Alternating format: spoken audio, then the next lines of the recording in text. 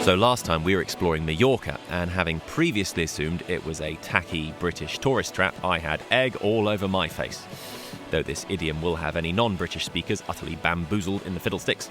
It was frankly ridiculously are you kidding me good, if you didn't pick that up from the last episode. But we had more to see across the water on the neighbouring island of Menorca. So we picked the saga back up on a rather chilly 6:30am start on Majorca. I've already gone over the royal douchebaggery that is Palmer's cab licences, which forbid cabs of more than 4 passengers. And we were a group of 5. To compound my frustration, can I present to you this very poorly lit and shaky shot of the area behind our seats, which contains unattached seatbelts, meaning I can only conclude at one point it contained more seats. Whatever. We split the cab fare. It was like €30 each. And I mean, that's not much, I guess. In the UK, that would just get you far enough out of town to bury a body, but definitely not as far as the next town over to your safe house. The ferry was leaving from Alcudia, but the ferry port is actually pretty far removed from the medieval walled town of Alcudia that we'd visited the previous day. Now, even though the ferry didn't leave till 9, ferry companies seem to crave the legitimacy that airline companies have, and as such, Balearia post these dire warnings about rejecting you if you are but 59 minutes early for your ferry. Any less than an hour in advance for your boat and you are anathema, even though you are a foot passenger. They also warned of queues that would result from not printing off your boarding pass in advance. Well, Baleria's website had this fun glitch where it wouldn't give me the boarding pass to print off, and their help desk had a fun glitch where they claimed this was not their problem. All this meant I was anxious that we not miss our ferry, so early start. Well, we got there in plenty of time, and as you can see, the queues were appalling. Thank goodness we allowed all that extra time. Even more shocking, the 1-hour deadline about which they'd so vociferously warned came and went without any member of staff materialising to check us in. At about 8:20, finally someone in a high-vis waved the, 20 of us through a metal detector that wasn't turned on, checked 0 passports or boarding passes, and then just promptly disappeared. Well, thanks, Balearia. Way to show those airlines how it's done. Your diligence is an inspiration to us all. The ferry ride was fine. The views weren't all that special, as there's no outdoor deck to get a broader panorama, blah, blah, blah. This is not turning out to be a very exciting start. So, Menorca low-angle flag shot. If you recall, the inciting incident for our journey were the tales of the Taliots, the mysterious prehistoric sites pretty much exclusive to the Balearic Isles. I didn't mention this last time, but technically the twin islands of Majorca and Menorca are known collectively as the Gymnasium Islands.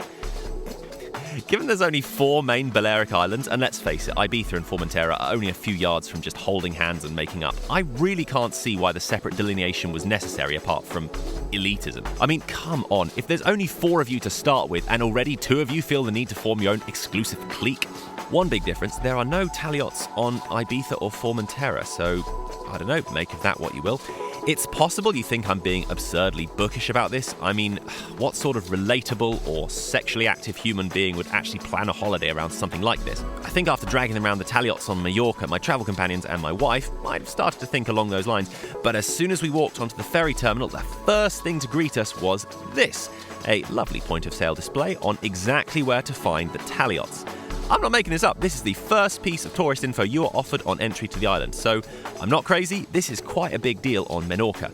They were even kind enough to put this at the top of the stairs, but hey, quick tip guys, if you keep making these or, putting them in the middle of roundabouts or in nightclubs, you're kind of devaluing their currency by demonstrating they're not all that hard to make anymore.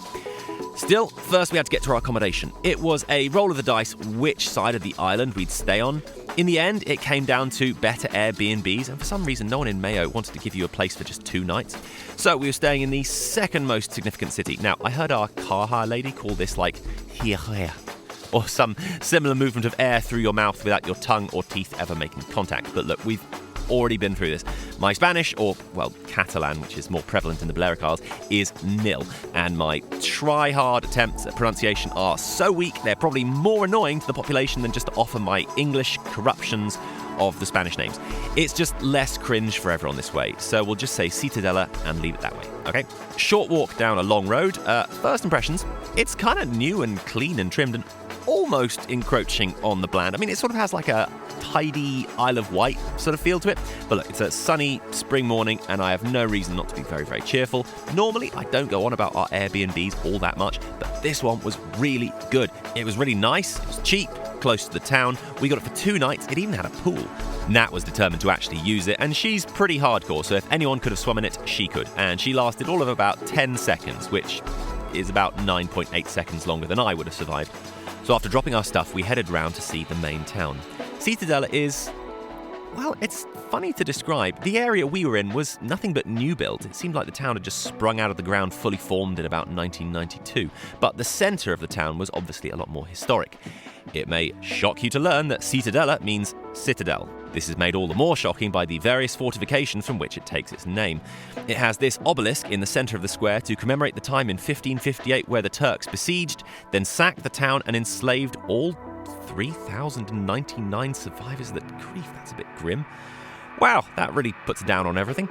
Anyway, we'll explore the town more in a bit. For now, we needed a spot of lunch, and there's actually weirdly few cafes in the vicinity. I mean, if this was Greece, every single building would have tables in front of it. But we had coffee here. The food was good. The coffee turned out to be Lavazza, which feels like a bit of a betrayal. So I was struggling to find the words to describe Ciutadella, and yeah, it feels... strangely oversimplified, almost like hyper-cleaned. We walked down these streets which, like Parma, were narrow, shady and historic-ish, but felt a bit weirdly, blank. Every so often you'd come across an ornate church, and that was nice. Again, like Parma, often you couldn't actually back up and get a proper picture of these in the narrow streets, but anything historic like this stuck out as an anomaly. Oh, while we were there, quick jog around the museum, which was free but also closing very soon. Yeah. We mentioned last time anything that could be closed would be closed at 2, or in this case 1 p.m, so out you go. Well, not to worry, we had to get across the island, which meant catching a bus. Despite all the bus info online about Menorca's buses, when it came down to it, we really struggled to pull out the times for the number 1 bus. That's the one that connects the 2 major cities. In winter, the number of buses around the island drastically drops off, and I thought for a second that we might have been had. But thankfully, quick stop in at the tourist info, turns out the buses leave not from the centre, but from this rather inconspicuous backstreet car park in the middle of nowhere. So we crossed Menorca on the bus. Once again, remarkably green. No idea if this is consistent through summer, but for now it was a carpet of greenery as far as the eye could see. Weirdly massive bus station in Mayo, and we picked up our hire car and off we went. If you hadn't picked this up from before, Roman or other historic buildings after are frequently in or around major towns because there's often a continuity of populations living there. Ancient pre-Roman sites tend to be out in the middle of nowhere because they got abandoned either before or when the Romans arrived. I mean, that's a vast oversimplification, but if you don't believe me, have a go at visiting some of England's Neolithic sites on public transport alone and see how far you get.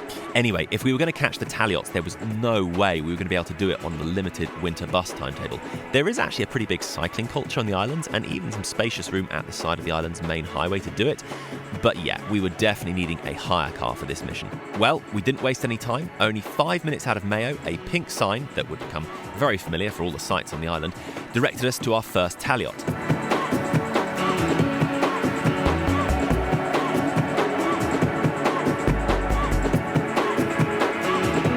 This was a really good one too. The Taliot, which admittedly I should have clarified sooner, the Taliot is actually the central tower in the settlement. For a while, I'd been calling these T-shaped uprights Taliots, which is in fact incorrect. While they're all built by the same culture, these distinctive uprights are actually called towlers. Quick stop at the Novatas down the road. We stopped off in Aloar, but it's a bit of a one-horse town, and this was mainly just a pee. Got a better chance to take in the Menorcan landscape. Small mountains rising up from fertile plains off to either side. It's not a huge island either. We'd driven for about an hour at a time in Majorca to reach a location, but in Menorca you've crossed the entire place in pretty much 45 minutes. We fitted in a final location just 10 minutes from Ciutadella on the north coast. It's a collection of caves, man-made caves, or a hypogeum. This is the necropolis at Cala Morel.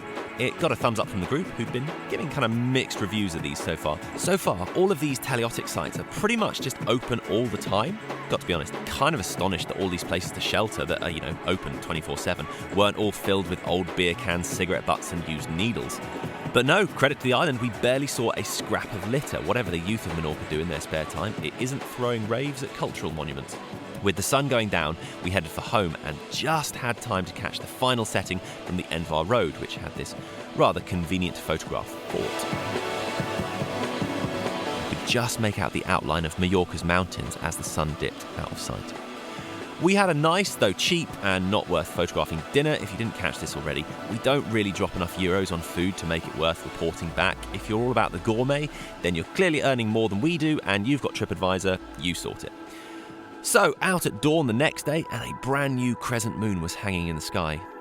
Walking along the water to the town, I was greeted with a tall ship that definitely wasn't there the previous evening. It was also gone again before my friends got a chance to see it, so maybe it was captained exclusively by ghosts. I don't know. Wandered to the other side of the water to catch the sun rising over the Citadel. Took the time to wander through the town just to point the camera at anything that piqued my interest. I also wanted to get a bit more of a cross-section of the coffee that morning. Kudos to Ciutadella, it's a pretty decent choice of good coffee spots. I had slightly better luck than we'd had on Majorca, though both of these places were serving illy as it turned out. That's not a complaint. So, had to make a choice at this point. If you're not already playing a drinking game where you take a shot every time I say the word Taliot, and if that is the case, I hope the ambulance is already on its way, because I doubt you'll be conscious by the time it arrives. But look, since the overwhelming chunk of this trip is taken up with Taliot hunting, I'm kind of at risk of losing whatever portion of my audience isn't up for a history deep dive, while at the same time annoying all the history enthusiasts by being way too brief.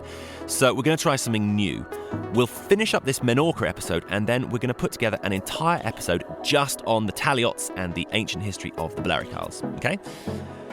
So, we got on our way to spend the day immersed in Taliots, and while we'll do this properly next time, if I had to pick one that you should know about, you would be remiss to miss this one. This is the Naveta de Teudons, and it's really well preserved. We'll go into more about this next time, but even if it's not your bag, you should at least stop off and check this out. It's right by the main road anyway. Apart from the Taliots, we stumbled across some weird stuff too, like this. At first, I'd just put this on the list for the day and forgotten what it actually was, so when we showed up, it was like, Probably no awards for guessing. This was formerly a quarry that now looks like somewhere you'd play some dystopian future gladiatorial games or whatever YA screenplay you're writing. Don't really know what to make of this, to be honest. It's awesome, especially considering size, but it was kind of messing with my eyes. Skimming ahead, stuff that's not Taliot, stuff that's not Taliot, stuff that's not... okay, this ruined Byzantine church. Yeah, you didn't think I'd actually changed, but okay, this is worth talking about a sec. We'd made a wide arc cutting across the island, seeing things along the way until we'd made it to the midpoint of the southern coast at the town of Sombu. So, Basilica ruins, yeah, save it for the Byzantine episode. What was really striking, though, was the utter silence of the place. And not because we were in the middle of nowhere. This was a fair-sized resort town, and even with this gorgeous electric blue water, how many people do you see? Again, this is more my English perspective. Spain is not short of places like this, or weather like this. In fact, considerably hotter than this, so they can legitimately just be like, well, I guess I'll just have to catch that on, I don't know, the other 340 days of the year where this is normal. Meanwhile, we Brits are huddling in the darkened corners of an English winter, bleached from lack of vitamin D, looking at footage like this, the way a starved Dickensian orphan looks at a chocolate fudge cake, a single tear rolling down our emaciated faces. What? Okay, I took the metaphor too far, it's getting weird. I guess it just takes some adjustment that people aren't making the most of this in the same way the Brits flock to the Bournemouth beach on the few days of the year when the weather allows. But off-season be like that, I guess. Much like the haunting, bare acoustic of this empty cafe we found to serve us ice cream and Diet Coke. It was surreal, as were the ghostly exteriors of the rest of the town, but look, not complaining, we were having a great day. Okay, more Taliots, this Byzantine church with spectacular mosaics still visible, more Taliots. Okay, it had been a pretty full day, so we doubled back to Ciutadella, but one more spectacular thing was left for that second day. The sun was sinking and we had to walk across this strange lunar landscape of jagged rocks to get there, but at long last, this is the Pont d'Engil, and while I don't know the exact movement through the other seasons, it was pretty special having the sun setting through the arch. It took a number of goes for me to get the shot just right, but another amazing February sunset in Menorca. Once again, inexpensive dinner, which doesn't really merit discussion, and its final day. Well, we were having to cross the island to return the car and catch our flight, but also because we hadn't had a chance to catch Mayo, or Mahon, whatever, the capital of Menorca. It's pretty much just the two big historic towns at either end of the island, and then smaller settlements scattered around the middle.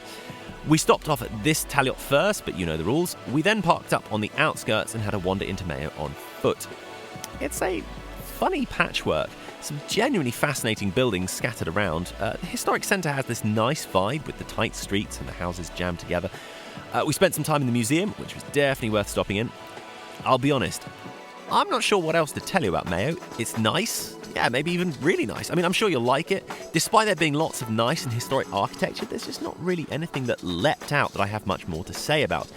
I'd also managed to do this dumb thing where I only had the one camera battery on me, the other one was left in the car, and I didn't really have enough juice for everything that afternoon, so my shots started getting a bit hurried after this point.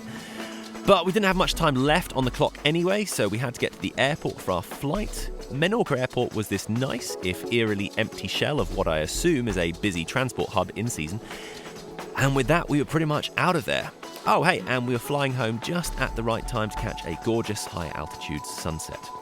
Okay, so final observations. Well, even without the off-season, Menorca is definitely more low-key than Majorca. Kind of really puts me in mind of the Jersey-Guernsey comparison. Now, grief, there's some episodes I haven't really thought about for a while. But yeah, even with all the tourist footfall that the islands get, as your size shrinks, there just seems to be a critical mass that as you get to progressively smaller islands, it leaves you without much of the energy or spectacular architecture. And look, as I keep saying, Menorca is lovely. No qualifiers or asterisks. It is. But even spending a couple of days in Ciutadella, you could sort of tell that living there would probably breed the sort of small-town frustration that every teenager who's ever written a pop-punk song seems to experience. Lovely for a visit, but I struggle to imagine going there again and again and again. A visit and it's like, okay, that was nice. Moving on. At the front end of the last episode, I mentioned that perhaps unusually, a lot of you watching may have already been to Menorca and may be screaming at your screens right now about all the beaches we missed. Now look, the idea of making the effort to get somewhere and then lying flat on the beach for 7 days straight, that sounds like slow death. Not because of the beach, just because it's a waste. There's just so much more to see and explore. But there's no point trying to have this argument, which is exactly why, as I mentioned earlier, the next episode is devoted just to the Taliots, which we've skimmed over both for Majorca and Menorca. Bit about each site, little bit of the history of the culture, so catch us next time for that.